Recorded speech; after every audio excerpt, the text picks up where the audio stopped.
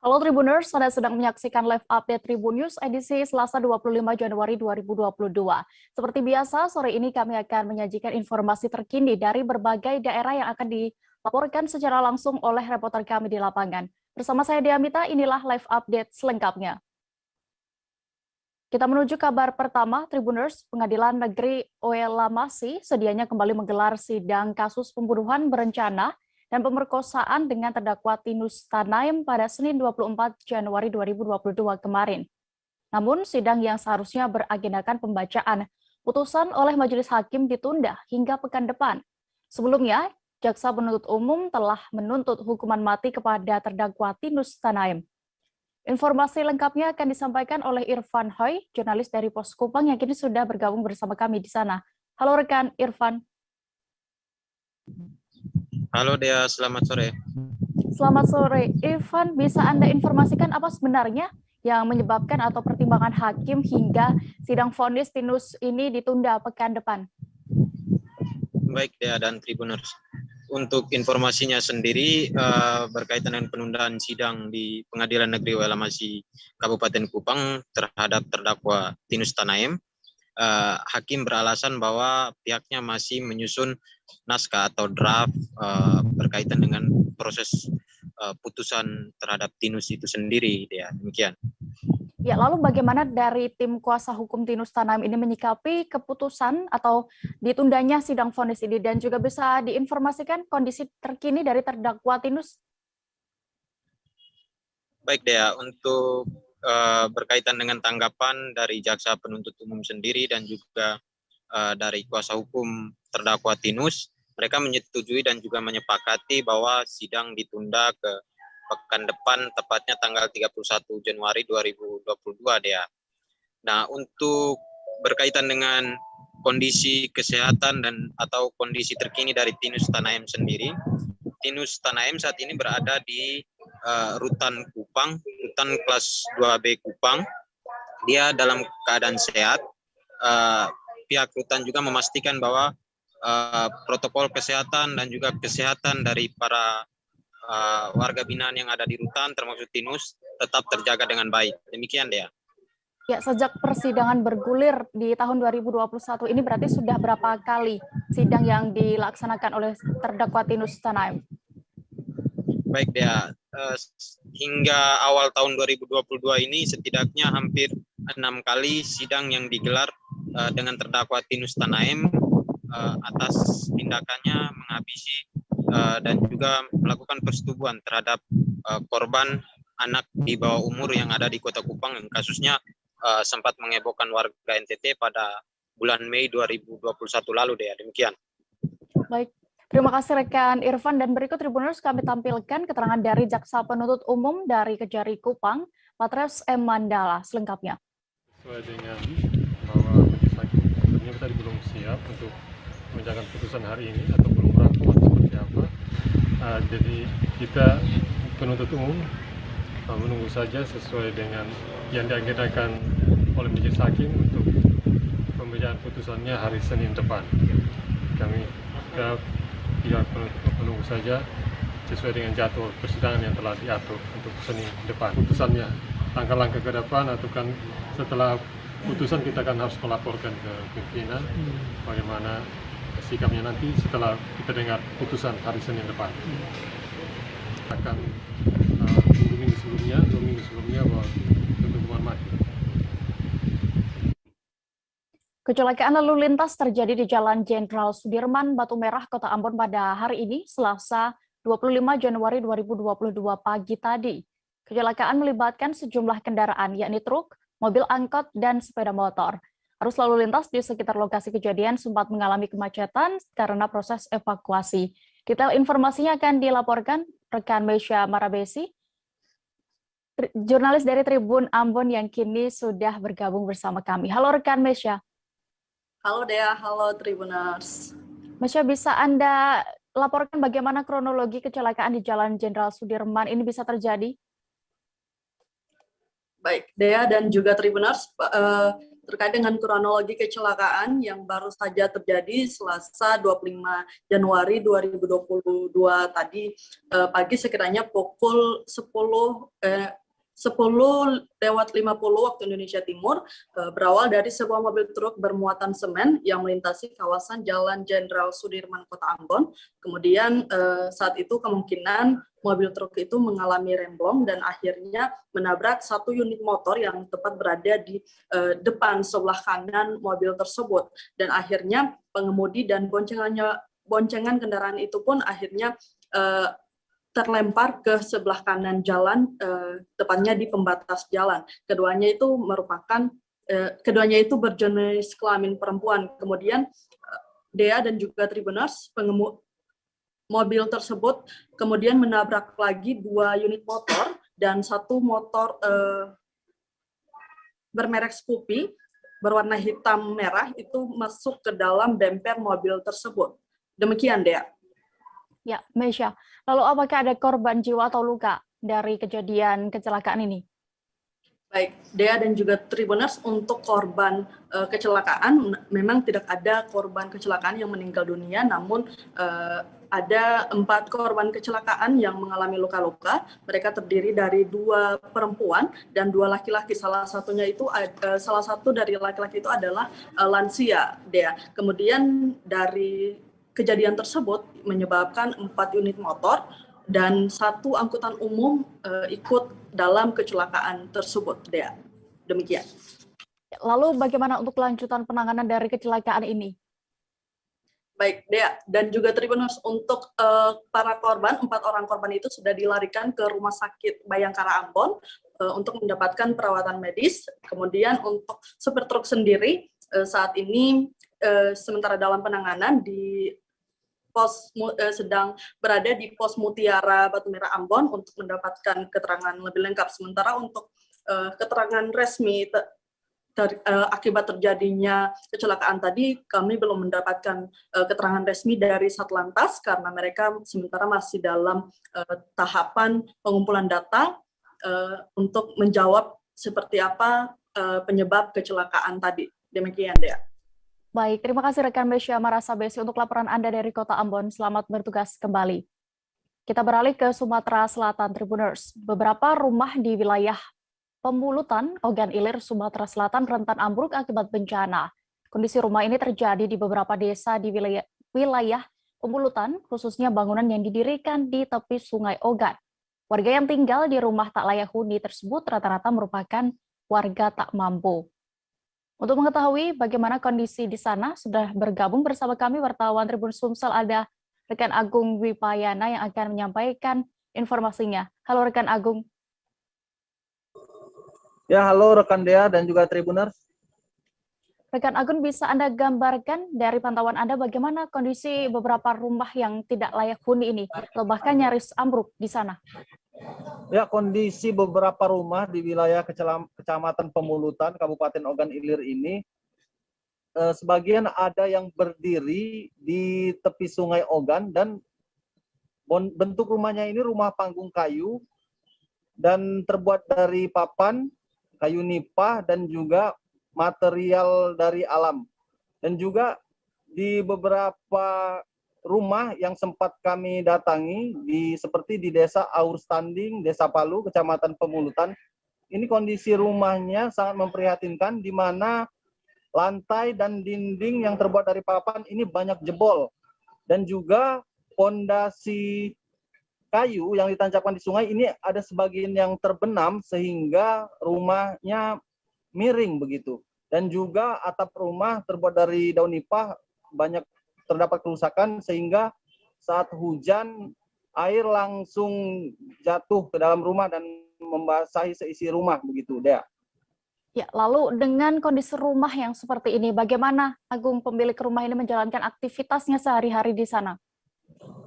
Ya, kami sempat mewawancarai salah satu pemilik rumah ya di Desa Palu, yang dimana kondisi rumahnya fondasi rumah miring, kemudian ada lantai dan papan rumah yang jebol begitu. Jadi ketika cuaca sedang baik, pemilik rumah dapat menempati rumah tersebut.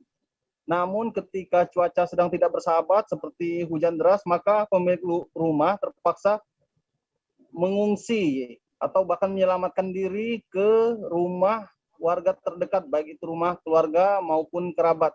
Karena dikhawatirkan rumah yang maksudnya rumah yang sedang terguyur hujan deras kemudian disertai angin kencang itu dikhawatirkan roboh, sehingga demi menyelamatkan diri warga terpaksa mengungsi saat cuaca buruk. Ya. Dari data yang Anda dapatkan, ada berapa berarti jumlah hingga saat ini rumah yang ambruk atau tidak layak huni itu di Pembulutan ataupun desa sekitarnya? Dan bagaimana juga respons dari pemerintah Kabupaten Ogan Ilir mengenai kondisi ini? Ya, sejauh ini hingga Januari 2022 di wilayah Pemulutan sendiri ada 2 unit rumah roboh ya. Satu di Desa Palu dan satu di Desa Aur Standing. Kemudian di daerah lainnya itu ada di Tanjung Raja, di wilayah Kecamatan Tanjung Raja dan di wilayah Kecamatan Rambangkuang, Kabupaten Ogan Ilir. Namun itu catatan dari Dinas Perumahan dan Kawasan Pemukiman Kabupaten Ogan Ilir. Ada 4 unit rumah yang ambruk karena faktor alam. Dinas Perkim sendiri menjanjikan bahwa untuk rumah yang rusak akibat alam seperti hujan, badai, angin puting beliung itu dapat diperbaiki dengan anggaran yang memang disiapkan. Namun untuk rumah yang rusak akibat bencana non alam seperti kebakaran itu bukan tanggung jawab dari Dinas Perkim. Dinas Perkim Kabupaten Ogan Ilir sendiri tahun ini menyiapkan dana 770 juta rupiah untuk memperbaiki, ada kuota 22 unit rumah. Jadi masing-masing rumah mendapatkan biaya, maksudnya dana pembangunan untuk rumah rusak total itu masing-masing sebesar 35 juta rupiah. Dan saat ini sudah 4 rumah yang sedang dalam proses perbaikan. Nah, begitu tanggung jawab respon Pemkab Ogan Ilir dalam menyikapi persoalan ini, Dea. Baik, Tribuners berikut kami tampilkan hasil wawancara rekan jurnalis kami bersama salah seorang pemilik rumah, Adam Mursal, berikut keterangan lengkapnya. Iya, bayangnya ya. Anu taruh lah ya. Laparan ini, no. Mungkin rumah yang sebelah ini, ya, ngumpul ke situ. Numpang berlindung. Iya. Iya. Kalau roboh, ya tunggu baik masih dia ada bocoran ya. Kalau semangin, mungsi yo. Kiri kalau roboh. Apa tidak dibenari, Pak? Hah? Apa tidak dibenari? Punya kaki anu ya. Itu biayanya. Iya. Kalau belum baca kawin nah ini lama pokoknya 3 tahun lah. Jadi untuk memakan Bapak siapa yang Ibu itulah mencari. Kabar berikutnya datang dari Sulawesi Barat. Pria Parubaya di Dusun Kayu Colo, Desa Barakang, Kecamatan Budong, Mamuju Tengah ditemukan tewas di depan rumahnya. Korban yang diketahui berinisial J berusia 56 tahun ini diduga tewas dibunuh oleh tetangganya. Pembacokan terjadi saat korban hendak mandi di sungai dekat rumahnya di pagi hari. Kabar selengkapnya akan disampaikan rekan Abdul Rahman, jurnalis Tribun Sulbar yang kini sudah terhubung bersama kami. Halo rekan Rahman. Ya, halo rekan Dea di studio. Baik, rekan Rahman, bisa Anda informasikan terlebih dahulu bagaimana kejadian pembacokan ini bisa terjadi hingga menewaskan 1 orang? Ya, baik rekan Dea dan Tribuners dimanapun Anda berada, saya akan melaporkan terkait peristiwa yang terjadi di Desa Barakan, Kabupaten Mamuju Tengah, di mana salah seorang pria Parubaya ini tewas mengenaskan tepat di depan rumahnya. Jadi saya akan menceritakan dari kronologi kejadian ini, di mana korban ini korban berinisial J ini sedang mandi di samping rumahnya, tepat di sungai pada pukul 6 pagi, di mana pada saat korban mandi ini ada 2 orang pria yang mendatangi dua orang pelaku mendatangi pria tersebut, pria korban ini. Lalu korban ini menegur si pelaku. Kemudian pelaku ini tersinggung dan langsung kembali ke rumahnya mengambil sebilah parang. Kemudian tepat pada pukul 6 pagi dia kembali ke lokasi dan langsung melakukan penebasan kepada si korban ini menggunakan parang. Demikian dia. Lalu rekan Rahmat, berarti ada 2 orang pelaku dalam insiden ini. Apakah sudah diketahui identitasnya? Ya, terkait dengan pelaku sendiri saat ini untuk pelaku berinisial S sudah menyerahkan diri di Polresta Mamuju Tengah. Sementara 1 orang pelaku ini masih dalam penyelidikan, masih dalam pencarian oleh pihak kepolisian sendiri. Dan dapat juga kami informasikan bahwa korban ini salah satu ASN yang bekerja di kantor kecamatan yang ada di Kabupaten Mamuju Tengah sendiri. Ya. Baik, terima kasih rekan Abdul Rahman untuk laporan Anda dari Sulawesi Barat. Selamat kembali bertugas. Pernyataan Edi Mulyadi yang dinilai menyinggung masyarakat Kalimantan menuai kecaman dari banyak pihak. Di Kaltara, kecaman dan kegeraman atas pernyataan Edi juga disuarakan oleh Wakil Gubernur Kaltara Yansen Tipapadan dan juga Bupati Bulungan Syarwani. Pada hari ini, Selasa 25 Januari 2022, sejumlah ormas kedaerahan yang tergabung dalam Dewan Adat Dayak Kaltara melakukan aksi di Mapolda Kaltara. Selengkapnya akan disampaikan Maulana Ilhami Faudi, jurnalis dari Tribun Kaltara yang kini sudah bergabung bersama kami di sana. Halo rekan Faudi. Halo rekan Dea dan Tribuners. Rekan Faudi, bisa Anda gambarkan tadi bagaimana suasana penyampaian pendapat di Mapolda Kaltara? Ya, sekitar pukul 11 siang waktu Indonesia Tengah, sekitar 50 orang dari Dewan Adat Dayak Kaltara tiba di Mapolda Kaltara. Mereka melakukan unjuk rasa dan menyampaikan orasi menyikapi pernyataan dari Edi Mulyadi yang sempat viral dalam beberapa hari belakangan yang isinya mengandung kata-kata yang merendahkan Kalimantan dan juga warga Kalimantan. Suasana orasi sendiri atau unjuk rasa sendiri berlangsung dengan kondusif. Para peserta masa aksi juga memberikan dokumen tuntutan kepada Kapolda Kaltara dan juga sudah diterima oleh pihak Polda Kaltara, yakni melalui Direktur Polda Kaltara. Begitu rekan dia. Iya, tadi sempat saya singgung bahwa apakah benar ini Wakil Gubernur Kaltara dan juga Bupati Bulungan bahkan ikut dalam tadi aksi maksa ini, dan apa saja tuntutan dari masa aksi bisa Anda informasikan, Faudi? Ya, untuk Wakil Gubernur dan juga Bupati Bulungan memang sebelumnya sudah sempat menyampaikan kegeramannya atas pernyataan dari Edi Mulyadi, namun pada aksi hari ini kedua pejabat tersebut memang tidak ikut turut serta dalam aksi, namun sudah menyampaikan keberatannya atas pernyataan Edi Mulyadi pada hari Minggu sebelumnya. Dan untuk tuntutannya sendiri, masa aksi meminta agar Edi Mulyadi ini segera ditangkap begitu dan juga diadili atas pernyataan yang membuat resah masyarakat di Kalimantan. Selain itu, selain menuntut Edi Mulyadi untuk dihukum secara hukum positif nasional, pihak masa aksi juga menginginkan agar Edi Mulyadi juga dapat dihukum secara adat begitu. Dan para masa aksi juga meminta agar Edi Mulyadi meminta maaf secara langsung kepada warga masyarakat di Kalimantan dan datang secara langsung ke Pulau Kalimantan untuk meminta maaf. Begitu rekan Dea. Ya, lalu terkait aksi yang kembali dilakukan hari ini, bagaimana tanggapan dari pihak Polda Kaltara? Ya, tadi kami sempat mewawancari Direktur Samapta Polda Kaltara, Kombes Pol Joko Heri Purwono. Dia mengatakan bahwa pihaknya menerima segala bentuk penyampaian pendapat atau aspirasi yang disampaikan oleh berbagai ormas dalam Dewan Adat Dayak Kaltara pada siang tadi ini.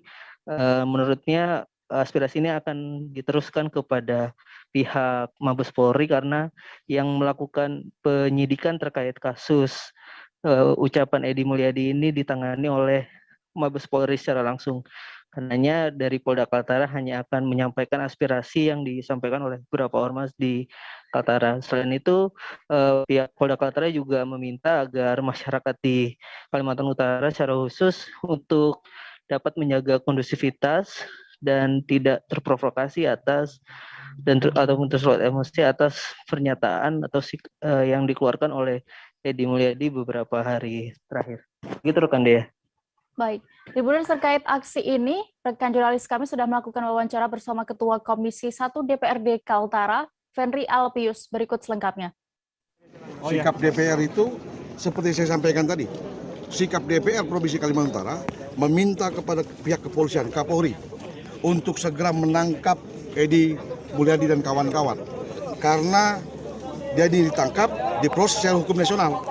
Kalau Edi Mulyadi ditangkap, ini akan meresahkan rakyat yang ada di Kalimantan Utara, apalagi di Kalimantan secara menyeluruh dan Kalimantan Utara. Oleh sebab itu, saya sebagai anggota DPR, Ketua Komisi 1 DPRD Provinsi Kalimantan Utara meminta kepada Presiden Jokowi dan Kapolri untuk segera secepatnya 2-3 hari menangkap Edi Mulyadi dan kawan-kawan supaya proses secara hukum, supaya negara ini aman dan damai. Itu sikapnya. Apa secara legal nanti Pak DPR sendiri akan membuat keputusan yang resmi Pak? Oh ya, nanti saya akan melaporkan kepada pimpinan DPR untuk membuat surat resmi dari DPR. Ya. Oke. Keluarga korban mengungkap sosok dalang yang picu masa menganiaya kakek pengemudi mobil di Cakung hingga meninggal dunia. Liputan lengkapnya seusai jeda berikut, tetaplah di Live Update. Berawal dari bagian barat Indonesia, kami datang sebagai sahabat, membawa beragam kisah dari sudut pandang setiap daerah untuk menjadi mata lokal menjangkau Indonesia. Oke, apa kabar Bang Arif di sini untuk strateginya? Kalau saya sendiri di Jumip 37 ini yang semalam baru mulai, apa yang dirasakan saya udah sebenarnya aku nggak ngerasa itu penangkapan atau penggerbegan atau apapun itu. Karena gini loh, posisinya aku kriteria. Jadi kita mengenal disebut dengan stroke yang tidak berdarah dengan stroke yang berdarah. Stroke yang tidak berdarah itu biasanya ditandai dengan adanya penyumbatan. Kalau itu penyumbatan di sini mungkin pikirnya tidak ke situ kali ya. Tapi kalau di Korea atau di Kamboja itu ada beberapa paper yang saya itu Mas, ya, dulunya tukang koran. Oh gitu ya. Tukang koran. Ya, saya baca itu Pak. Tuh kan pernah baca kan? Ya. Jadi kalau saya jadi pangdam itu udah bersyukur banget. Si anak ini dijadikan sebagai tersangka begitu. Ya, kalau ini kita bicara yang di luar kasus Sebongondo ya. Dengan nama hujan shower, di mana terdapat batas jelas antara daerah hujan dan tidak hujan yang biasanya terjadi pada fase awal mature stage atau tahap berbahaya itu Kang. Jadi mulai artinya terjadinya perlembekan. Nah itu untuk penetrasi akan sulit gitu ya. Dok, saya ini menurut saya memang tidak mudah, bukan urusan tanah diambil. Kalau misalnya Amerika Serikat sekarang, Rasulullah mengatakan dalam sebuah hadis bahwa berpuasa di 6 hari Syawal itu berawal dari bagian barat Indonesia.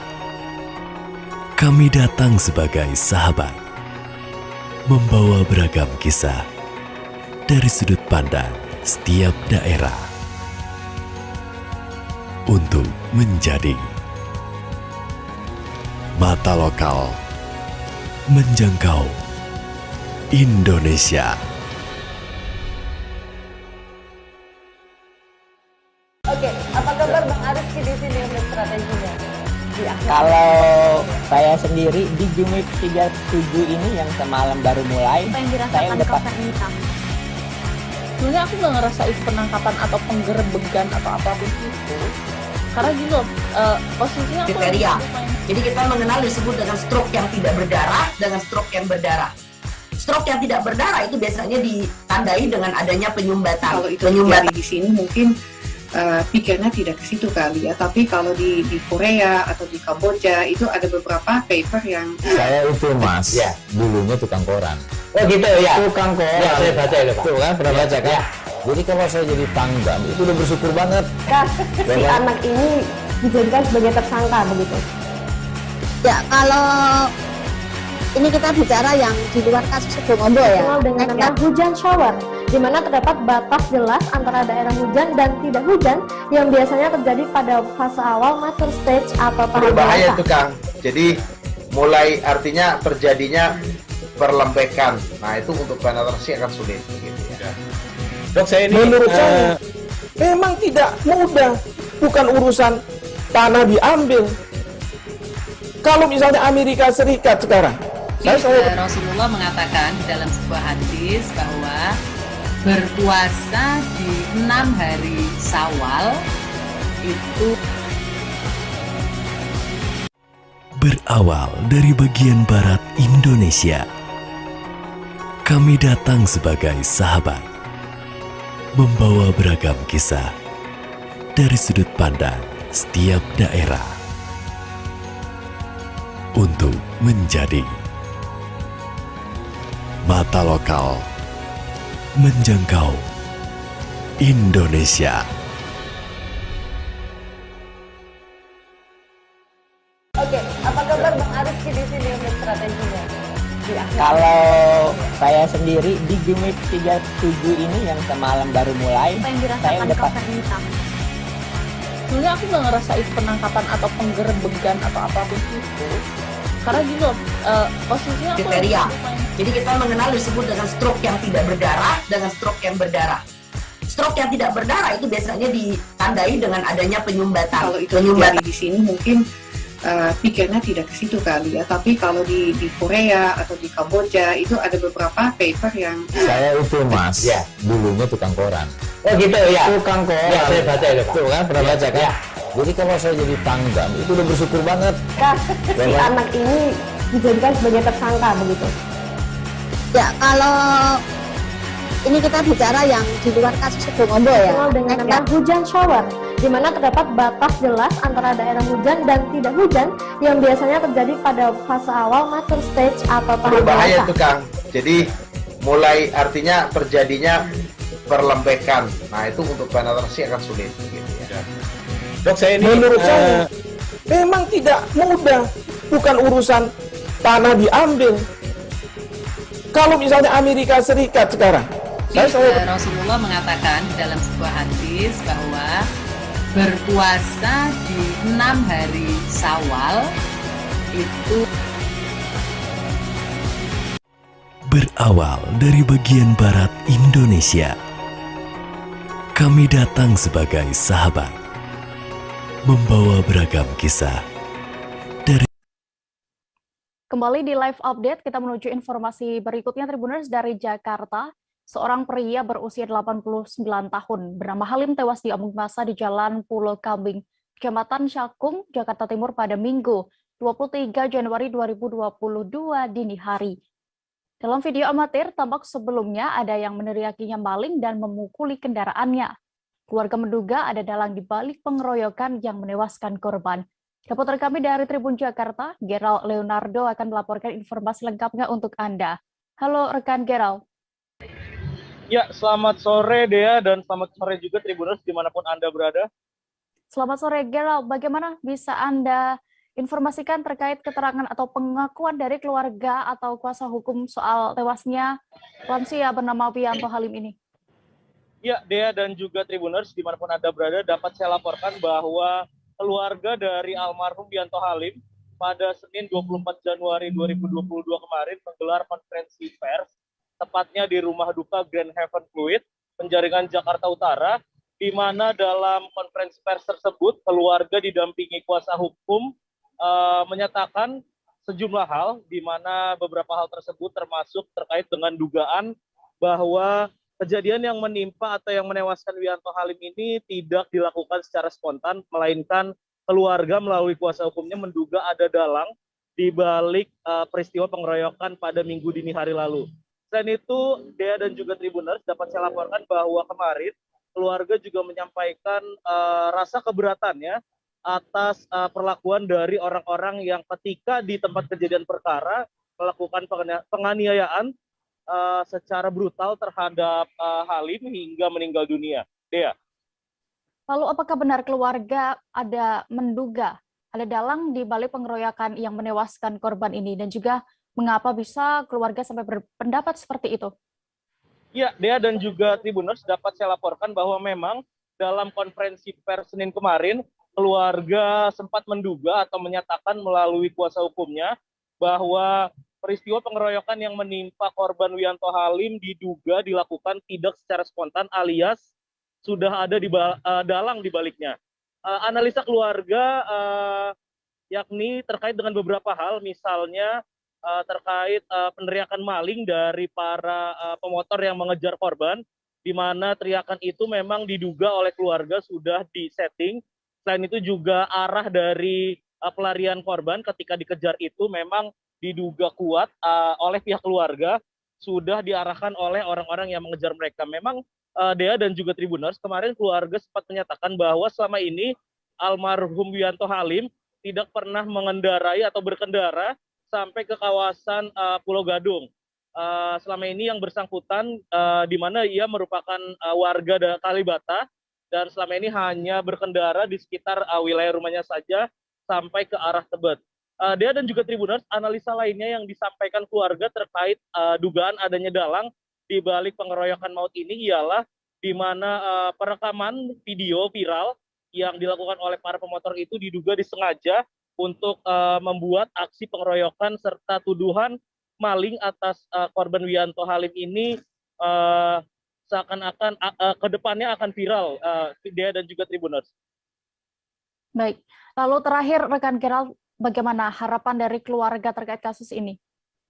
Ya, Dea dan juga Tribuners, kemarin pihak keluarga juga menyatakan harapan mereka terkait dengan kasus pengeroyokan yang menewaskan almarhum Wiyanto Halim, di mana dalam harapannya keluarga berharap dalang yang mereka duga kuat ada di balik peristiwa pengeroyokan minggu dini hari itu bisa diungkap pihak kepolisian. Di mana sampai saat ini memang sudah ada 5 orang tersangka yang ditetapkan pihak kepolisian, dan keluarga juga berharap polisi bisa memproses atau menyelidiki adanya keterlibatan oknum polisi yang dalam peristiwa minggu dini hari itu juga sempat terekam kamera amatir yang juga viral, di mana pada saat itu ada mobil patroli yang juga ikut atau terlibat dalam upaya mengejar korban Wiyanto Halim yang mengendarai mobilnya sendiri dari Jalan Tebet hingga ke Pulau Gadung, Jakarta Timur minggu dini hari.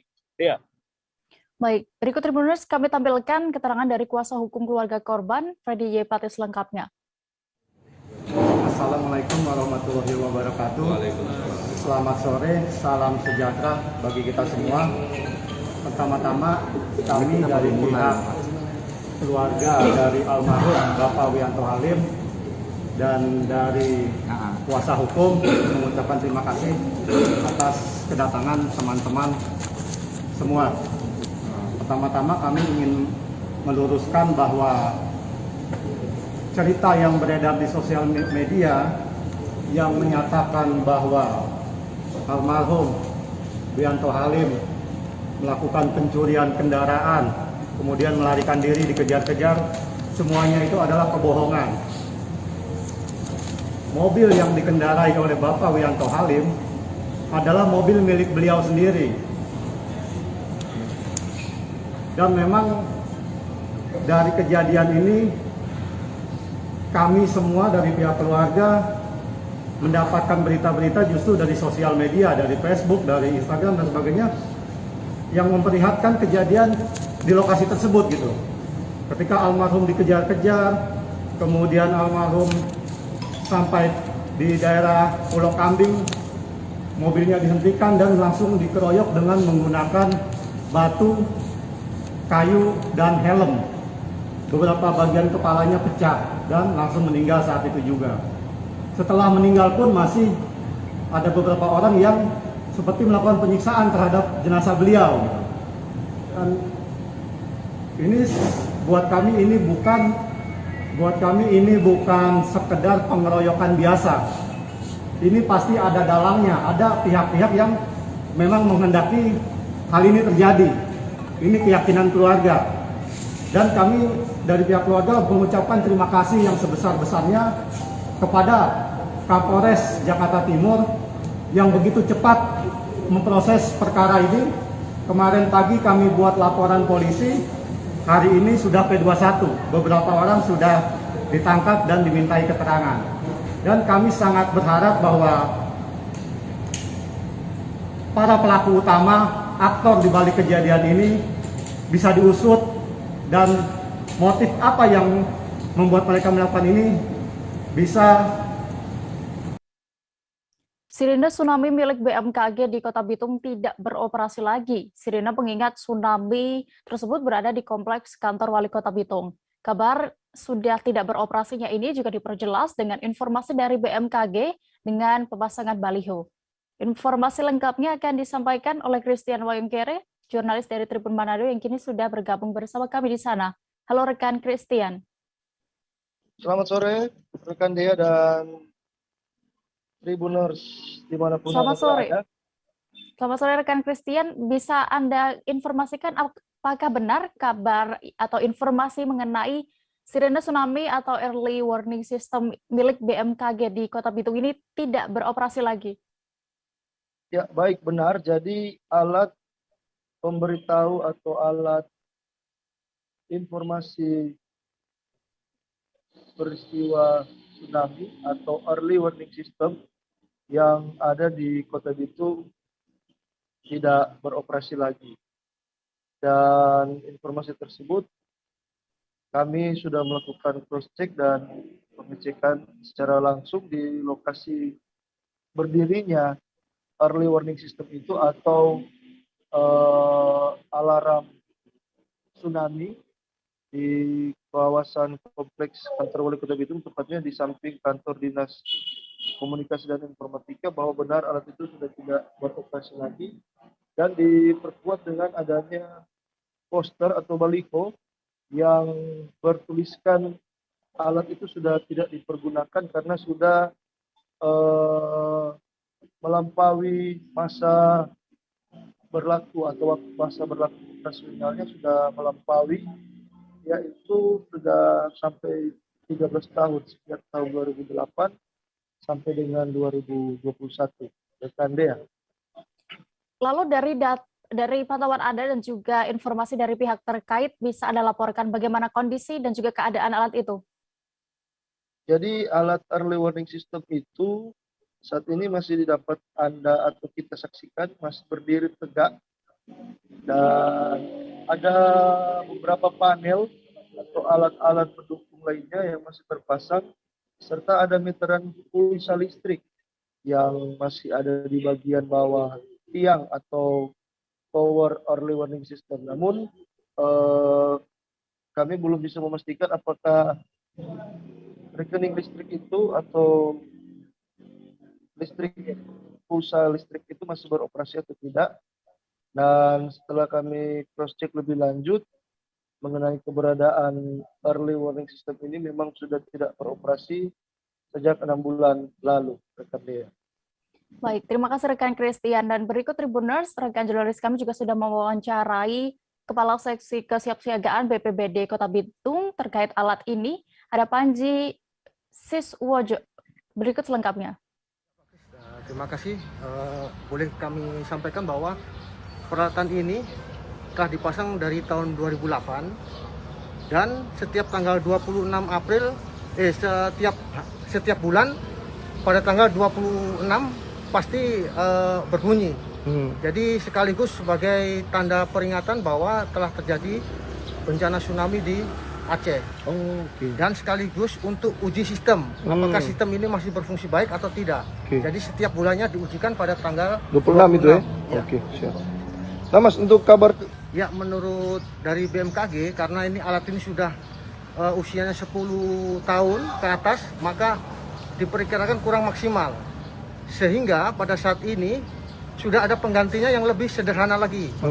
Karena alat ini menggunakan saluran satelit yang biayanya lebih mahal.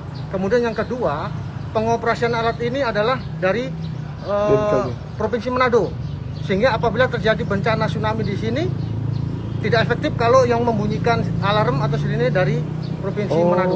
Bukan dari Bitung ya yang membunyikan? Tidak, tetapi kalau untuk pengganti ini, alat yang baru ini, dia lebih simpel, lebih murah, dan frekuensinya dia melalui frekuensi HT. Mas, ini sudah berapa lama Dang Sonyak dipakai ini? Dari informasi yang BPBD terima? Sudah sekitar 6 bulan, Bang. 6 bulan ya? Iya. Berarti dari tahun 2021 kemarin sudah, Kang? Sudah tidak bisa digunakan lagi. Kepala Staf Angkatan Darat Jenderal TNI Dudung Abdurrahman memimpin apel gelar pasukan 2.655 personel TNI Angkatan Darat di Jabodetabek. Apel berlangsung di Jakarta, tepatnya di lapangan Monas di Jakarta Pusat pada hari ini Selasa 25 Januari 2021. Dalam apel tersebut, Dudung menekankan sejumlah hal khususnya terkait ancaman radikalisme di Republik Indonesia hingga pandemi COVID-19. Saat ini kami sudah bergabung bersama kami, ada wartawan dari Tribun News, Gita Irawan, yang akan melaporkan bagaimana situasi apel tadi. Halo rekan Gita. Halo rekan Dea dan Tribuners. Rekan kita, apa saja tadi penekanan KSAD terkait ancaman radikalisme dan juga pandemi COVID-19 di Indonesia? Bisa Anda laporkan? Ya, terima kasih Dea. Bisa disampaikan bahwa tadi Kepala Staf Angkatan Darat Jenderal TNI Dudung Abdurrahman menyampaikan sejumlah penekanannya terkait dengan ancaman radikalisme, khususnya kepada jajarannya. Kepala Staf Angkatan Darat tadi menekankan agar seluruh jajaran personil TNI Angkatan Darat di seluruh Indonesia untuk siap siaga menghadapi potensi ancaman radikalisme yang semakin hari semakin muncul menampakkan dirinya gitu di Indonesia. Selain itu juga ia mencontohkan terkait dengan hal tersebut untuk Babinsa bisa melakukan fungsi teritorialnya, misalnya deteksi dini, temu cepat, dan lapor cepat. Selain itu dia juga memerintahkan jajarannya untuk berkoordinasi dengan kepolisian. Artinya tadi Kepala Staf Angkatan Darat memerintahkan jajarannya untuk tidak langsung menangkap begitu ya. Jadi tetap harus berkoordinasi dengan kepolisian karena terkait dengan radikalisme itu juga tupoksinya dari kepolisian begitu. Terkait dengan itu juga Kepala Staf Angkatan Darat menekankan atau menegaskan kepada jajarannya akan menindak secara hukum, tidak akan segan menindak secara hukum kepada jajarannya prajurit TNI AD yang terbukti terpapar radikalisme begitu.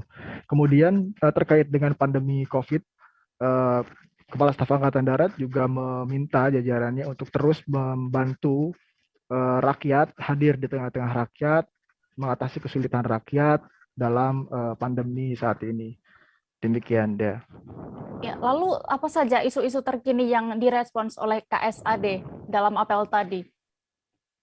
Ya, bisa disampaikan tadi ada sejumlah isu gitu ya. Cuma mungkin bisa di-highlight 3 isu. Yang pertama adalah terkait dengan pelantikan atau sertijab serah terima jabatan Pangkostrat Maijen TNI Maruli Simanjuntak yang rencananya akan digelar pada Senin pekan depan.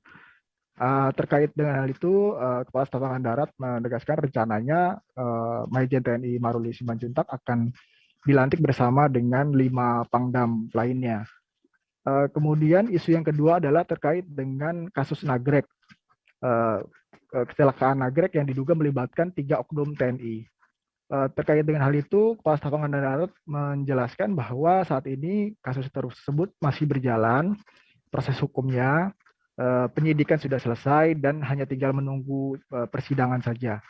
Kemudian isu yang ketiga adalah terkait dengan ibu kota negara, terkait dengan rencana proses pemindahan pasukan personel TNI AD khususnya ke sana. Kepala Staf Angkatan Darat menjelaskan tadi rencananya akan dikirim atau dipindahkan satuan-satuan yang kecil dulu untuk ke ibu kota negara. Karena di satu sisi sampai saat ini juga Kepala Staf Angkatan Darat masih menunggu perintah dari Panglima TNI Jenderal TNI Andika Perkasa terkait hal tersebut. Demikian dia. Baik, terakhir rekan kita, adakah momen menarik dalam kegiatan tersebut? Ya, tadi sempat memang ada momen menarik yang terekam ketika Kepala Staf Angkatan Darat makan bersama dengan pasukannya, juga dengan awak media. Pada saat itu jadinya Kepala Staf Angkatan Darat makan di kotak dan menu yang sama dengan para pasukan, duduk juga di lapangan begitu bersila, tidak pakai meja. Kemudian juga Kepala Staf Angkatan Darat juga disambut yel-yel begitu oleh jajaran pasukannya. Sampai akhirnya tadi Kepala Staf Angkatan Darat ketika hendak selesai menuju mobilnya diarak oleh pasukan Kopassus menuju mobilnya begitu. Demikian dia. Baik, terima kasih rekan kita. Dan berikut Tribuners ada keterangan dari KSAD Jenderal TNI Dudung Abdurrahman. Kami tampilkan liputannya. Dan saya perintahkan untuk mereka mengecek setiap saat, setiap waktu tentang perkembangan, dan mereka harus tahu siapa pelaku, sehingga nantinya akan memudahkan dalam hal-hal tertentu apabila kita bertindak. TNI Angkatan Darat sangat strategis dan tentunya kita akan siap menghadapi hal-hal tersebut yang mencoba mengganggu Pancasila, karena di dalamnya adalah persatuan Indonesia. Yakinkan, saya memberikan keyakinan kepada masyarakat, kepada rakyat Indonesia, bahwa TNI Angkatan Darat akan bersama-sama dengan rakyat untuk sama-sama membangun keutuhan negara kesatuan Republik Indonesia. Jadi ini kesempatan yang baik ini saya sampaikan kepada seluruh prajurit, dan ada 7 perintah harian kasar yang harus mereka lakukan sebagai pedoman di dalam mereka bertugas, bertindak, dan berada dimanapun dia melaksanakan tugas, sehingga rambu-rambu itu menjadi pegangan bagi mereka. Utamanya adalah jangan sampai dia pelanggaran, utamanya jangan sampai dia menyakiti rakyat, dan utamanya juga mereka bersama-sama membangun dengan rakyat. Pandemi COVID-19 ini berdampak kepada seluruh lapisan. Oleh karenanya, di sebagian kita juga ada yang terdampak dari COVID-19, tetapi kita harus tetap hadir di tengah-tengah rakyat untuk membantu memulihkan kesehatan rakyat. Saya rasa itu saja mungkin yang perlu saya sampaikan. Terima kasih rekan-rekan wartawan. Dan pada hari ini saya mengajak rekan-rekan wartawan untuk makan bersama-sama dengan prajurit di lapangan, supaya rekan-rekan wartawan tahu bagaimana rasanya makan dengan prajurit. Terima kasih, selesai. Masih di Jakarta, Tribuners, Pengadilan Negeri Jakarta Selatan kembali menggelar sidang lanjutan perkara dugaan pembunuhan di luar hukum alias unlawful killing yang menewaskan 6 anggota ex-Laskar FPI pada hari ini Selasa 25 Januari 2022. Dalam sidang yang digelar di ruang sidang utama Pengadilan Negeri Jakarta Selatan ini beragendakan mendengar keterangan dari terdakwa. Adapun pada perkara ini turut menjerat 2 terdakwa anggota Polri, yakni Bribtu Fikri Ramadan dan Ibda M. Yusmin Ohorela. Kabar selengkapnya akan disampaikan Rizky Sandi Saputra, jurnalis dari Tribun News yang kini sudah bergabung bersama kami. Halo rekan Rizky. Halo rekan Dea dan juga Tribuners, selamat sore.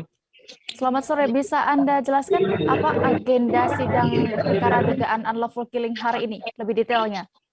Ya, jadi Dea dan juga Tribuners bisa disampaikan bahwa pada hari ini, Senin 25 Selasa 25 Januari 2022, Pengadilan Negeri Jakarta Selatan kembali menggelar sidang lanjutan perkara dugaan tindak pidana pembunuhan di luar hukum atau unlawful killing yang menewaskan 6 anggota Laskar FPI di rest area kilometer 50 Cikampek, di mana pada sidang hari ini sejatinya beragendakan mendengarkan keterangan kedua terdakwa, yakni yang keduanya merupakan anggota kepolisian antara lain Bribtu Fikri Ramadan dan juga Ibda M. Yusmin Ohorela. Hanya saja tadi saat Hakim anggota Suharno hadir di dalam ruang sidang dan membuka persidangan. Dirinya menyatakan kalau pada sidang hari ini tidak bisa dilanjutkan karena Hakim Ketua pada perkara ini yakni Arief Nurianta sedang menjalani pelatihan begitu. Alhasil tadi Hakim anggota Suharno menunda jalannya persidangan untuk nantinya dijadwalkan dengan agenda yang sama yakni pemeriksaan terdakwa. Dengan begitu Dea, untuk sidang hari ini tadi majelis hakim tidak melangsungkan pemeriksaan terhadap kedua terdakwa karena susunan majelis hakim dinilai tidak lengkap dan juga jaksa penuntut umum menyatakan setuju begitu untuk dijadwalkan ulang, begitu halnya juga dengan kuasa hukum dan juga terdakwa Yusmin dan juga terdakwa Fikri.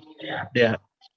Lalu setelah diputuskan ditunda ini, kapan rencananya sidang akan kembali digelar, rekan Rizky, dan juga bagaimana penjelasan dari kuasa hukum terdakwa ini? Ya, jadi tadi Hakim anggota Suharno menanyakan kepada jaksa penuntut umum maupun kepada kuasa hukum untuk bermusyawarah kapan akan agenda sidang ini kembali digelar dengan agenda yang sama. Tadi keseluruhan perangkat persidangan menyatakan kalau sidang baiknya diundur dalam 1 pekan ke depan. Hanya saja mengingat tanggal 1 Februari atau Selasa pekan depan ini berjatuh pada tanggal merah yakni perayaan Imlek. Alhasil tadi hakim menjadwalkan ulang untuk di hari Rabunya tanggal 2 Februari dengan agenda yang sama pemeriksaan terdakwa terhadap Yusmin dan juga Bukti Fikri.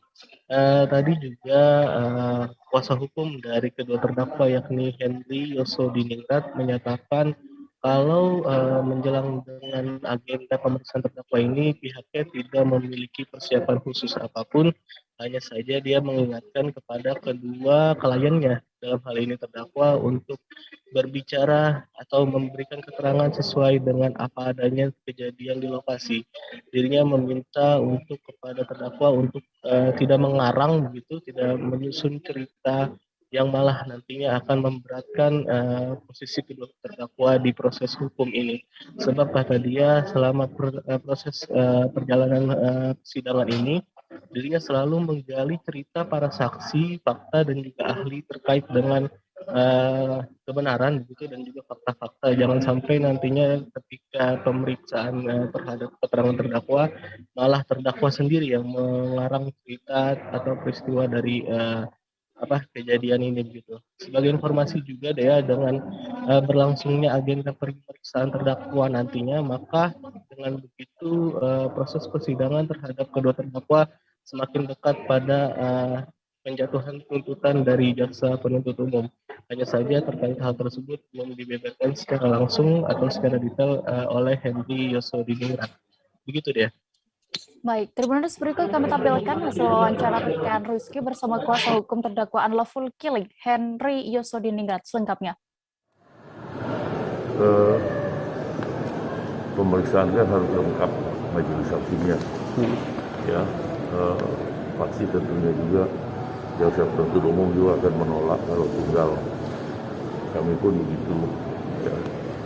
Makanya hakim lebih mendahului bahwa sudah berhalangan mengikuti pelatihan teknis apa sidang ditunda, udah itu aja. Ya sudah mulai Rabu. Biasanya kan kita Selasa sama aja. Ada persiapan Pak menjelang sidang pemeriksaan terdakwa? Pemeriksaan terdakwa apa? Ada persiapan apa?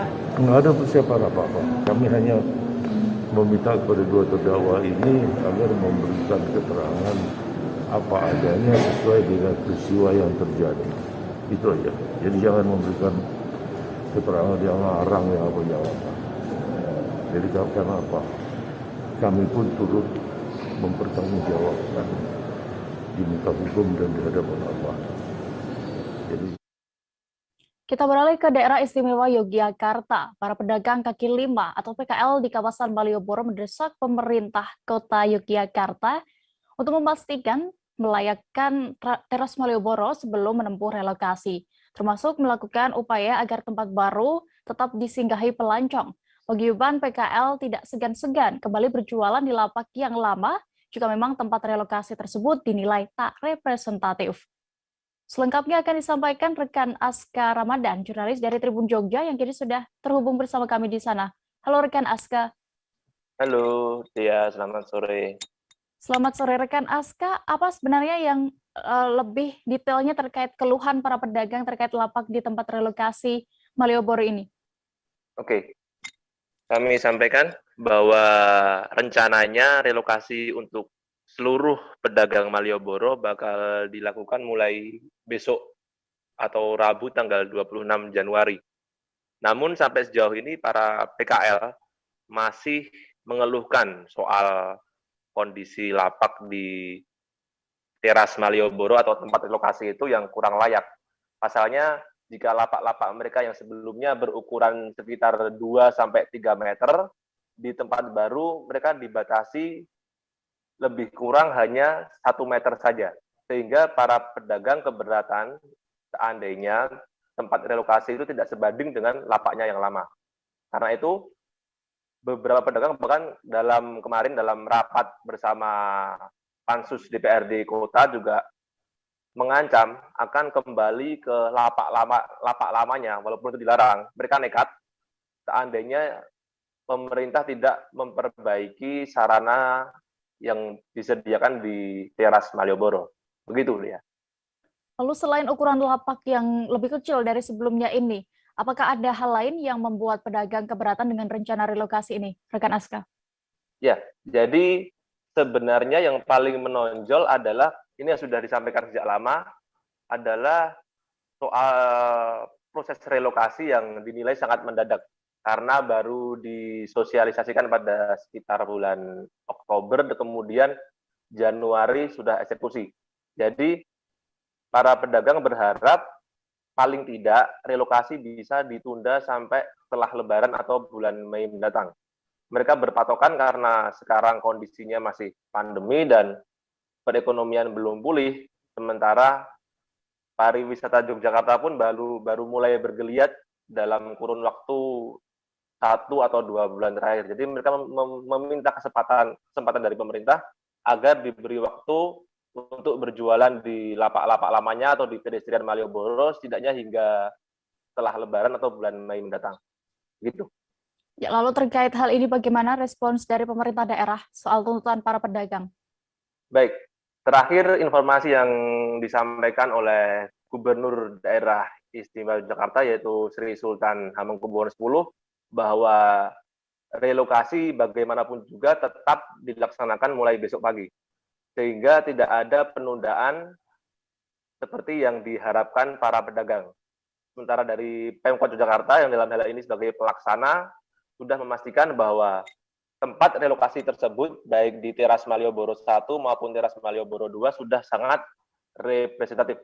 Bahkan beberapa hari lalu wali kota pun sudah menegaskan bahwa tempat tersebut dipastikan akan tetap ramai wisatawan dan tidak ada PKL yang akan dirugikan setelah relokasi. Seperti itu dia. Terima kasih. Baik, terima kasih rekan Aska Ramadan untuk laporan Anda dari Yogyakarta. Selamat bertugas kembali. Tribuners, kami masih akan kembali dengan informasi pilihan lainnya hanya di Live Update.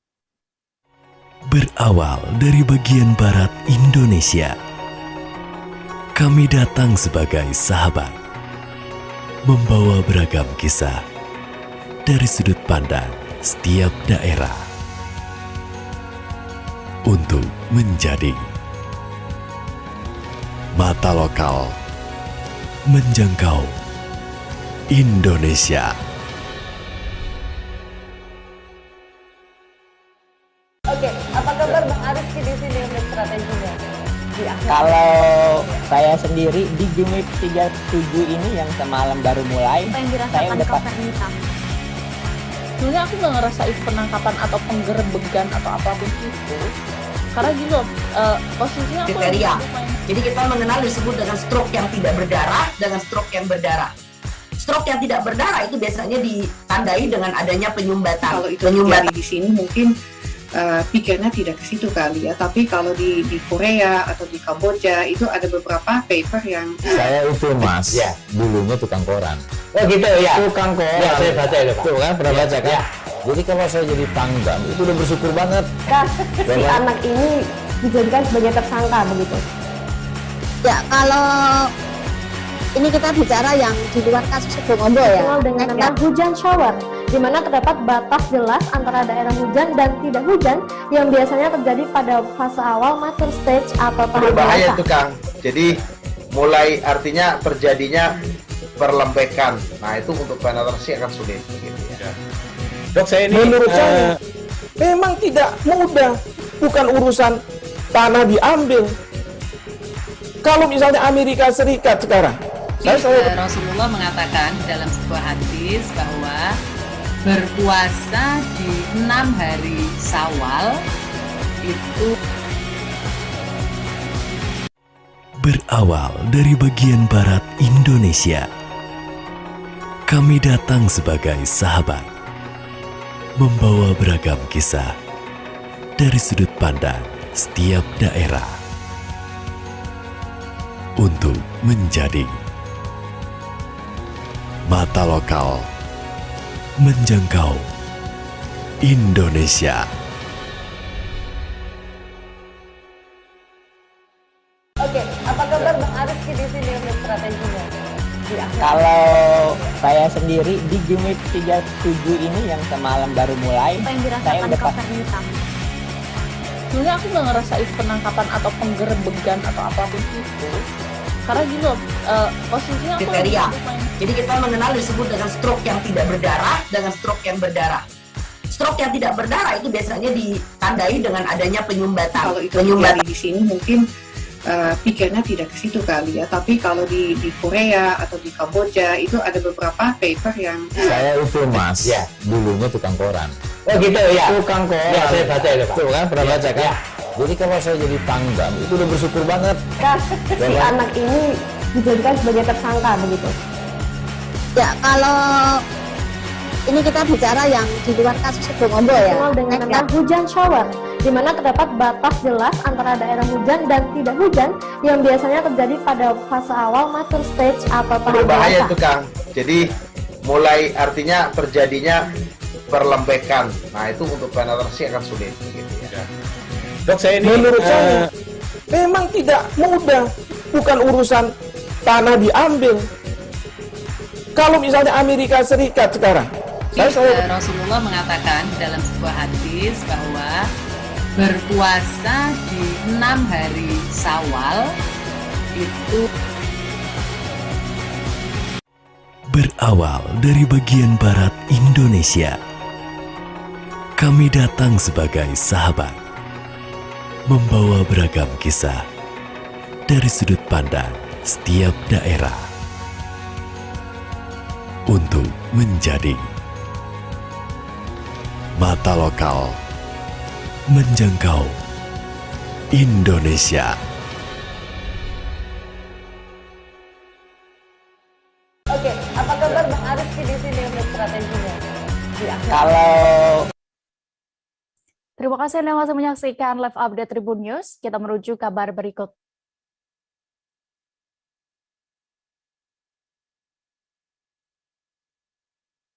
Oke, apa kabar Bang Ariski di sini untuk strateginya? kalau saya sendiri di Jumit 37 ini yang semalam baru mulai, Apa yang saya dirasakan udah Kak Fernita? Sebenarnya aku nggak ngerasain penangkapan atau penggerebegan atau apapun itu. Karena gini loh, posisinya aku kriteria. lagi main. Jadi kita mengenal disebut dengan stroke yang tidak berdarah dengan stroke yang berdarah. Terima kasih Anda masih menyaksikan live update Tribun News. Kita menuju kabar berikutnya, Tribuners. Satgas COVID-19 Kalimantan Barat melarang festival dan arak-arakan tatung pada perayaan Cap Gomeh tahun 2022 ini. Larangan tersebut dikeluarkan oleh Satgas COVID-19 Provinsi Kalimantan Barat sebagai upaya pencegahan penyebaran virus COVID-19 di Kota Singkawang. Satgas berpandangan panitia perayaan Imlek dan Cap Gomeh Kota Singkawang tidak akan bisa menjaga jarak pada penonton dan peserta. Detail informasinya akan disampaikan Rizky Kurnia, jurnalis dari Tribun Pontianak yang kini sudah bergabung bersama kami di sana. Halo rekan Rizky. Halo Dea. Rizky, bagaimana pendapat panitia Cap Gomeh sendiri dengan adanya larangan ini?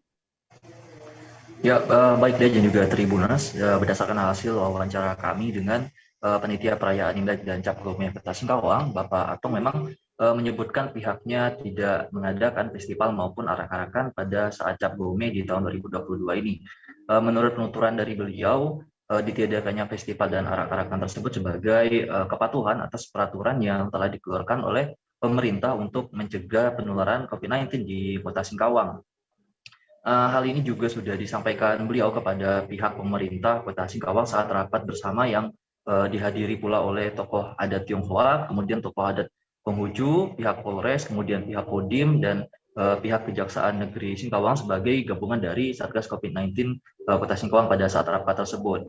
Namun meskipun festival dan arak-arakan ditiadakan saat Cap Gome mendatang, sebagai gantinya pihak panitia perayaan Imlek dan Cap Gome lebih fokus untuk menghiasi pusat kota serta setiap sudut kota dengan hiasan-hiasan khas Imlek seperti gerbang lampion di Jalan Sejahtera, kemudian ada ornamen macan air di Beringin Corner dan hiasan-hiasan khas Imlek lainnya, begitu dia.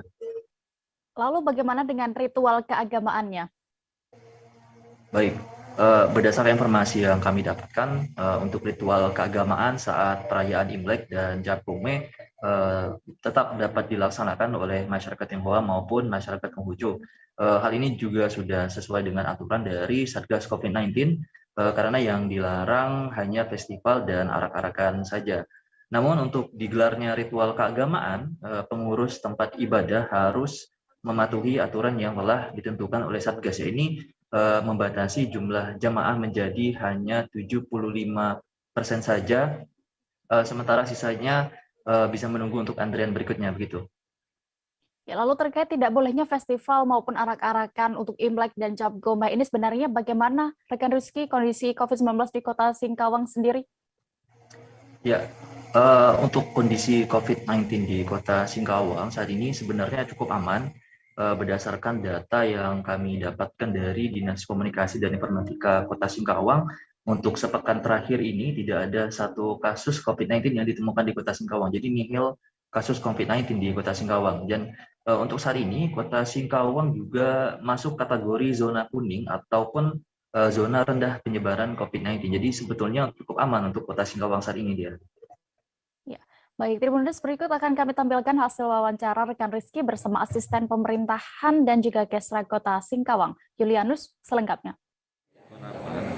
Dari panitia Satgas ini beserta dengan kawan-kawan dari MABT, dari Ketua Makin, DAD dan sebagainya, memberikan saran masukan ya kepada Satgas COVID-19 ya, agar perayaan Imlek dan penyelenggaraan Cap Gome dibatasi ya. Nah, jadi dibatasi sesuai dengan PPKM yang berlaku pada saat nanti ya. Nah, jadi intinya tidak ritual tolak bala yang bersifat festival dilarang. Nah, itu arak-arakan tidak ada ya, arak-arakan tidak ada. Hanya dibolehkan melaksanakan ritual tolak bala di kelenteng masing-masing. Lewat pengurus kelenteng harus berkoordinasi dengan Satgas COVID ya, plus dengan 3 pilar di bawah pengawasan kepolisian, Satpol PP, TNI Polri. Banyaknya jalan di Jawa Timur yang mengalami kerusakan memunculkan istilah populer jeglongan sewu alias lubang-lubang seribu. Di antaranya di Kecamatan Ambulu, Blater yang menjadi jalur vital bagi warga Kecamatan Ambulu dan Kecamatan Tempurejo, Jember.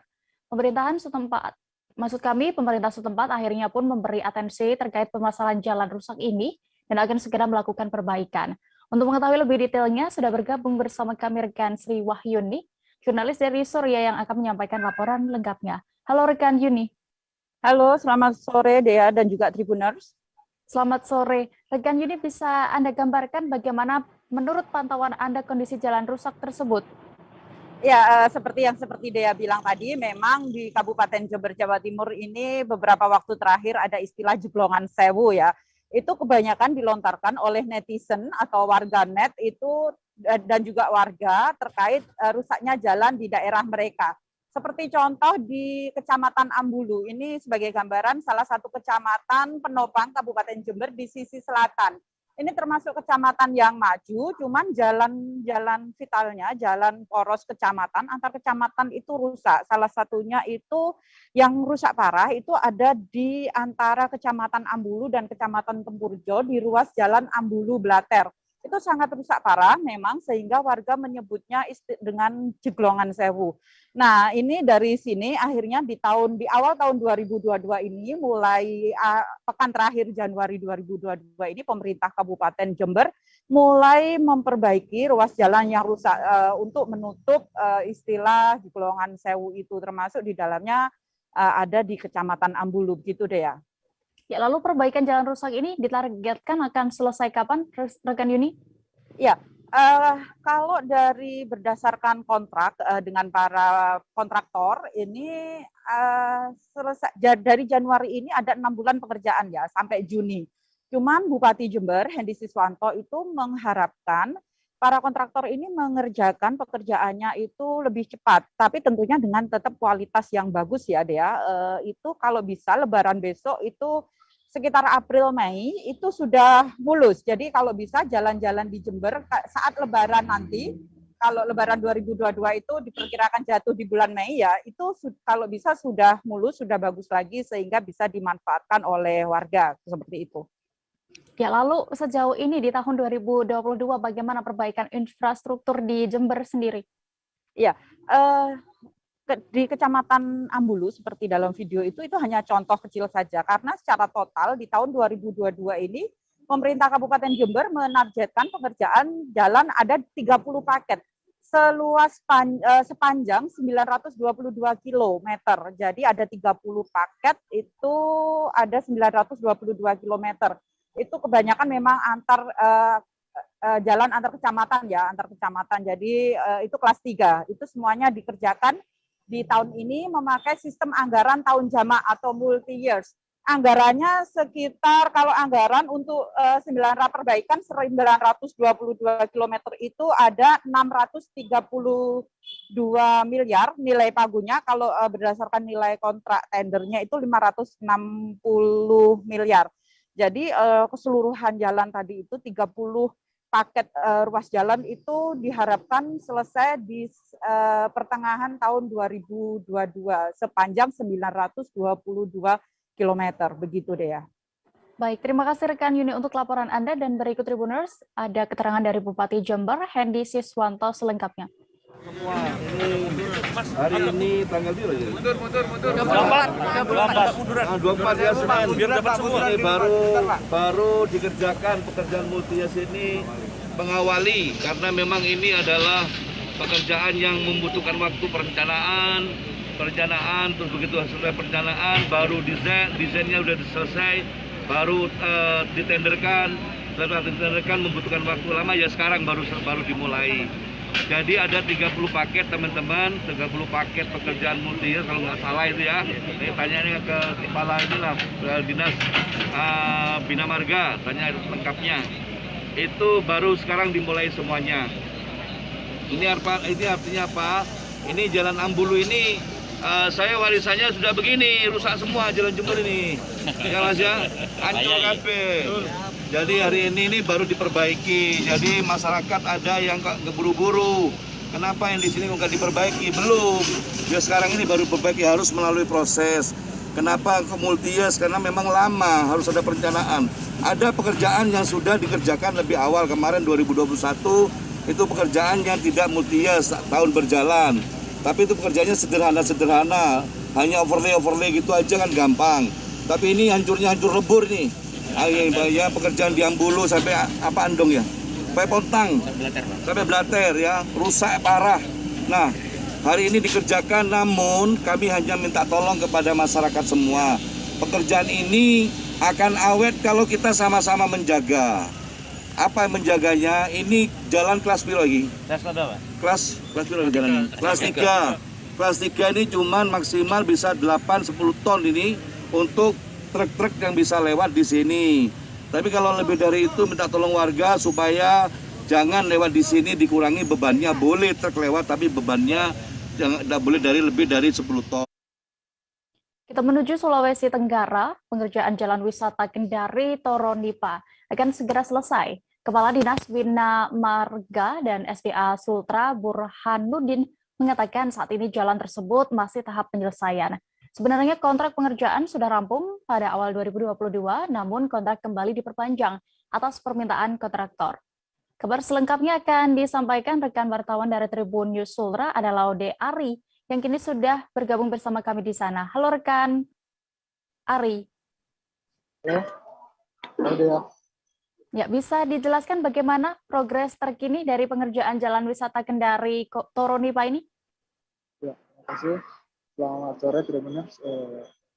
Untuk pengerjaan Jalan Kendari Toronipa yang saat ini masih dalam tahap pemulihan. Saat ini pengerjaan di Jalan Toronipa itu sudah hampir rampung.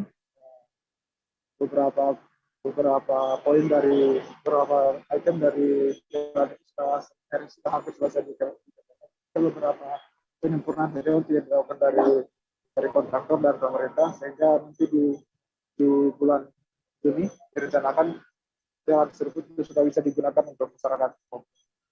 Itu kan ya. Ya, di kapan tepatnya diperkirakan jalan ini bisa digunakan oleh masyarakat setempat? Dari keterangan Dinas Bina Marga dan SDA Sulawesi Tenggara mengatakan bahwa sebenarnya untuk saat ini jalan di Kendari Toronipa itu sudah pengerjaan sudah selesai di bulan Januari kemarin.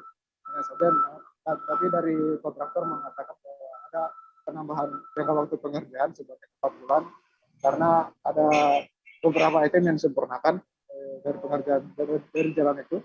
Seperti ada beberapa titik yang belum selesai, seperti di daerah wisata Toronipa itu ada beberapa yang belum bisa dilalui masyarakat. Terus di daerah lain juga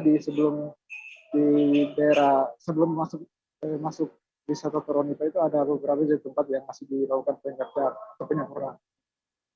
Ya, rekan Ari, terakhir dari pantauan Anda di lokasi saat berada di lokasi ini, bagaimana untuk kondisi jalan tersebut?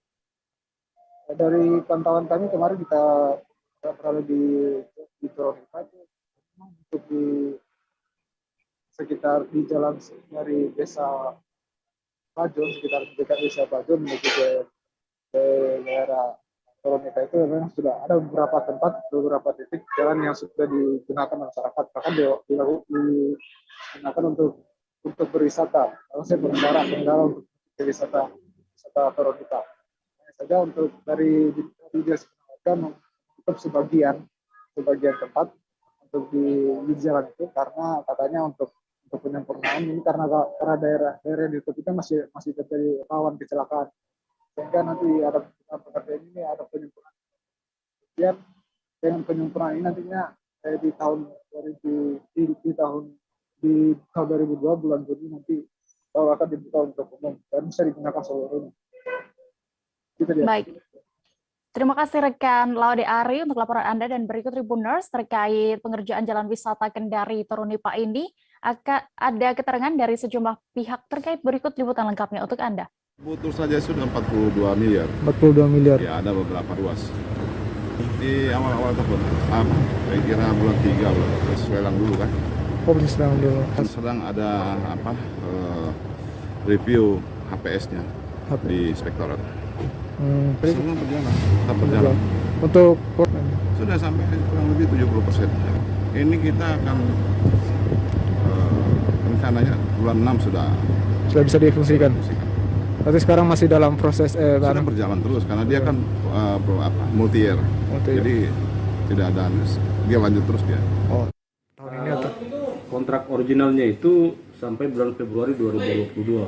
Kontrak originalnya. Tapi kemarin kan sudah melakukan adendum perpanjangan waktu sampai dengan bulan Juni 2022 untuk pelaksanaan pembangunan jalan Kendari Toronipa. Nah, kemarin dia bertambah 4 bulan.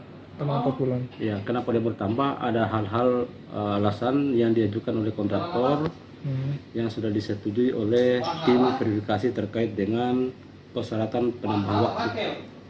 Ya. Bulan Juni 2022. Ya, insya Allah semoga tidak ada halangan. Bulan Juni itu sudah rampung Sekian, ya sudah difungsikan. Tapi kan tidak secara keseluruhan. Ya, hanya sebagian yang bisa difungsikan. Tapi kan masih dilarang karena rawan kecelakaan. Ya. Nah, jadi mereka pengguna jalan masih lewat di jalan yang lama, jalan lama. Ya. Belum juga diresmikan kawasan Siring Kampung Ketupat, Jalan Sungai Baru, Banjarmasin, rupanya sudah diwarnai dengan aksi pengerusakan bahkan pencurian. Pasalnya salah satu fasilitas yang ada di kampung wisata, di kawasan Siring Kampung Ketupat ini, yakni berupa tutup dan bagian dalam bak sampah hilang. Selengkapnya akan disampaikan rekan Frans Rumbon, jurnalis dari Banjarmasin Post yang kini sudah bergabung bersama kami. Halo rekan Frans.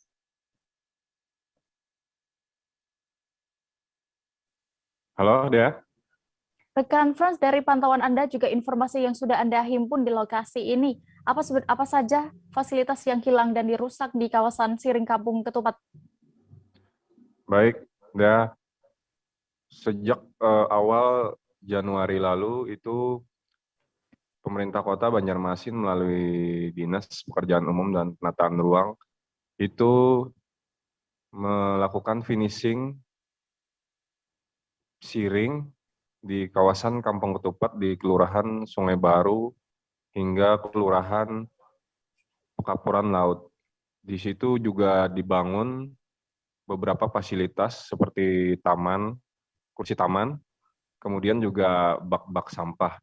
Nah, belum juga lama di proses finishing atau bahkan juga belum diresmikan, itu ternyata ada beberapa fasilitas tersebut itu yang dirusak, bahkan ada yang hilang.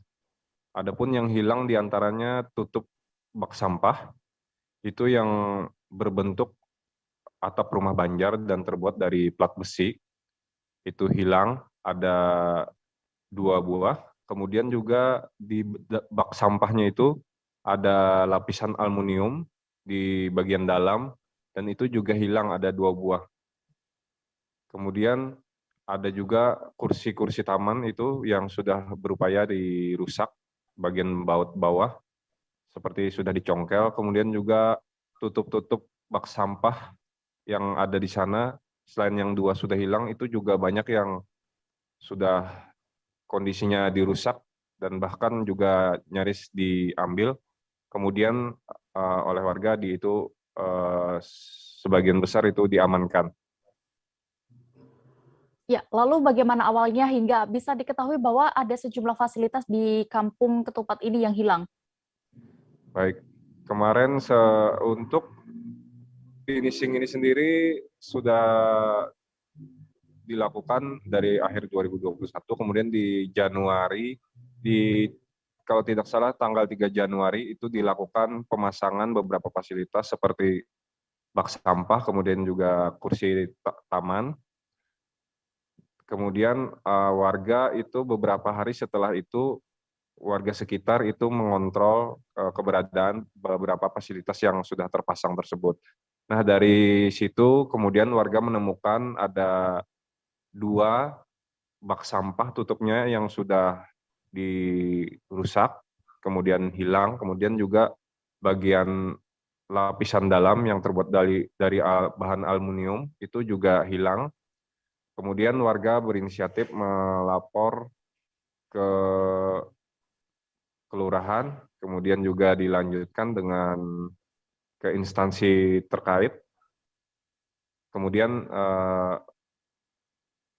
bak sampah tutupnya, kemudian yang lapisan-lapisan itu semuanya dicabut, kemudian diganti dengan plastik untuk diamankan.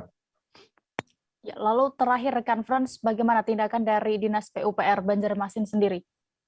Baik, untuk tindak lanjut dari Dinas Pekerjaan Umum dan Penataan Ruang Kota Banjarmasin, khususnya di bidang sungai, itu setelah mendengar adanya laporan warga, itu mereka pun langsung berinisiatif mengamankan dengan cara melepas lapisan aluminium yang ada di dalam bak sampah.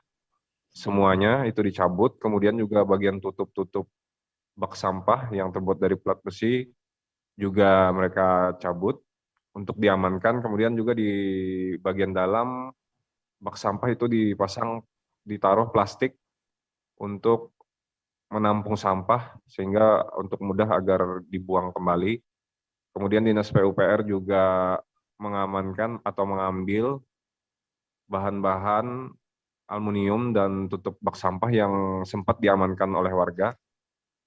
Nah, kemudian PUPR juga saat ini sedang berpikir mencari formula bagaimana mencari alternatif agar tidak ada lagi kejadian-kejadian pencurian maupun pengrusakan di fasilitas yang akan ditempatkan di kawasan Siring, Kampung Ketupat, Kelurahan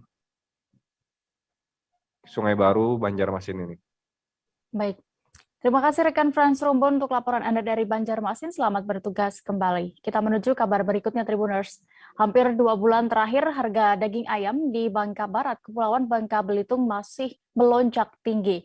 Menanggapi hal ini, Kabid Perdagangan Dinas Koperasi, UMKM, dan Perindustrian Kabupaten Bangka Barat, Miwani, memberikan penjelasan yang mengatakan bahwa tingginya harga ayam ini juga berlaku di tingkat nasional. Saat ini, kami sudah tersambung dengan reporter Bangka Pos, ada Rizky Irianda Palevi yang akan menyampaikan lebih detail informasinya. Halo rekan Rizky.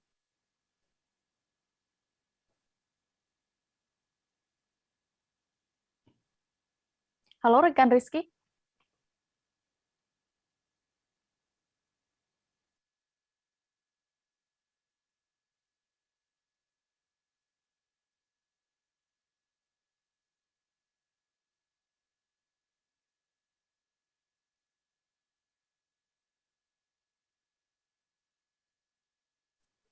Halo rekan Rizky, bagaimana bisa Anda informasikan kondisi harga daging ayam di Bangka Barat saat ini di angka berapa?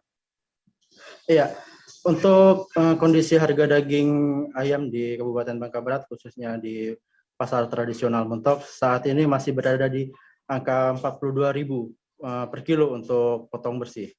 Untuk angka di kisaran 42.000 ini sudah berlaku atau sudah berada di 42.000 sejak 2 bulan terakhir, atau tepatnya mungkin sejak sebelum Natal dan Tahun Baru. Jadi sudah sekitar 2 bulan pasar tradisional Muntok untuk daging ayam berada di 42.000. Namun untuk harga yang berbeda terjadi di pasar tradisional di Kecamatan Kelapa. Untuk di pasar Kelapa, para pedagang menjual daging ayam per kilo dengan potong bersih sekitar 37.000. Hal ini juga kondisinya sama dengan yang berada di pasar Muntok. Di pasar Kelapa juga sebelumnya juga mencapai di harga bahkan 45.000. Namun dalam seminggu terakhir ini harga turun dikarenakan para pedagang dapat mendapatkan pasokan ayam dari para broker yang biasanya hanya 100 ekor ayam, kini sudah 300 hingga 400 ekor ayam per ekor. Ya. Baik, lalu bagaimana sebenarnya mata rantai distribusi daging ayam di sana? Ya, untuk setelah kami konfirmasi ke Kabid Perdagangan Kabupaten Bangka Barat, Miwani mengatakan untuk mata rantai pendistribusian daging ayam hingga ke para pedagang dan pembeli ini cukup panjang dikarenakan untuk para perusahaan mereka menggunakan broker, sehingga broker inilah yang mengambil ayam-ayam dari perusahaan dan dijual lagi kepada pedagang. Sedangkan untuk para pedagang yang membeli ayam ke perusahaan diketahui mengalami kesulitan dikarenakan alasan mereka yang tidak memiliki mobil untuk mengambil ayam, sehingga dengan harga dari broker yang berbeda dengan perusahaan tentunya membuat harga di pasar juga mengalami perubahan. Dea. Baik, terakhir rekan Rizky, lalu bagaimana terkait masih tingginya harga daging ayam di Bangka Barat ini, adakah keluhan dari pedagang maupun pembeli? Ya, untuk pedagang sendiri di pasar tradisional Mentok, saat kami konfirmasi wawancarai, Arman mengatakan mereka kesulitan di harga modal yang cukup tinggi. Untuk menjual 42.000 mereka hanya mendapatkan keuntungan 3.000. Jadi untuk modal mereka harus merogoh kocek sekitar 38.000 hingga 39.000. Jadi dengan kondisinya harga tinggi saat ini, sebenarnya sama untuk harga keuntungan mereka, yakni 3.000, walaupun harga daging ayam sedang murah. Namun kembali lagi harga modal yang tinggi 38.000 sampai 39.000 ini menyulitkan para pedagang. Namun uniknya dari para pedagang ini, Arman mengakui ada keuntungan tersendiri dengan harga tinggi 42.000 ini. Dikarenakan para pembeli tidak banyak berpikir-pikir lagi untuk membeli ataupun menawar. Karena sebelumnya jika harga daging ayam di kisaran 30.000, para pembeli ini akan keliling dulu untuk mencari harga yang paling murah. Namun untuk saat ini dengan harga yang 42.000 di seluruh pedagang di pasar tradisional Muntok ini, mereka langsung membeli dengan harga tersebut tanpa ada tawar-menawar. Sedangkan untuk para pembeli, mereka mengakui keresahan dikarenakan biasanya dengan uang 50.000 mereka sudah mendapatkan ayam sekilo dan beberapa bumbu dapur lainnya. Namun sekarang dengan harga 42.000 saat ini, mereka hanya bisa mendapatkan ayam 1 kilo dan sedikit bumbu dapur. Baik, terima kasih rekan Rizky Irianda untuk laporan Anda. Selamat bertugas kembali. Dan Tribuners, informasi tadi sekaligus menutup perjumpaan kita dalam live update hari ini. Lantaran masih di tengah pandemi, kami kembali mengingatkan Anda untuk terus menerapkan protokol kesehatan dimanapun berada. Jangan lupa juga Tribuners saksikan live update Tribun News berikutnya di seluruh kanal YouTube Tribun Network. Saya Diamita, mewakili kru yang bertugas pamit. Terima kasih dan sampai jumpa. Jangan lupa like, subscribe, dan share ya!